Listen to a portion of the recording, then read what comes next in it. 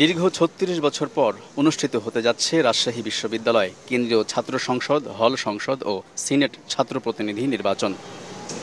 বৃহস্পতিবার সকাল ৯টা থেকে বিকেল ৪টা পর্যন্ত চলবে ভোট গ্রহণ। প্রস্তুত বিশ্ববিদ্যালয় প্রশাসন।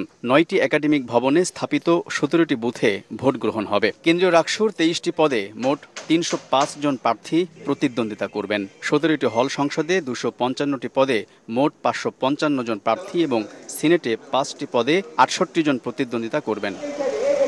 নির্বাচন ঘিরে নেওয়া হয়েছে ৩ স্তরের কঠোর নিরাপত্তা ব্যবস্থা। মোতায়েন করা হয়েছে ২৩০০ পুলিশ সদস্য।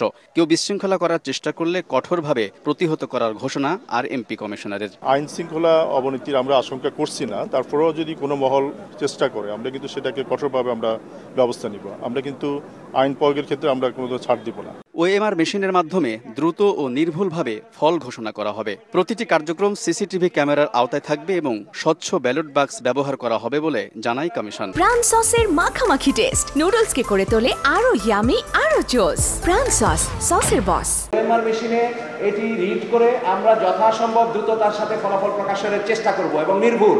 তাড়াহুড়া করার জন্য আমরা ভুল এবং কোনোভাবেই অগ্রহণযোগ্য কোনো ফলাফল আমরা প্রকাশ করব না। নির্বাচন প্রক্রিয়ার প্রতিটি কার্যক্রম সিসিটিভি ক্যামেরার আওতায় থাকবে এবং স্বচ্ছ ব্যালট বাক্স ব্যবহার করা হবে। রাকসুতে ভোট দিবেন ২৮,৯০২ জন শিক্ষার্থী। নির্বাচনকে ঘিরে ৩ দিন সভা সমাবেশ ও অস্ত্র বহনে নিষেধাজ্ঞা দেওয়া হয়েছে। আলতাফ হুসাইন, সময় সংবাদ, রাজশাহী।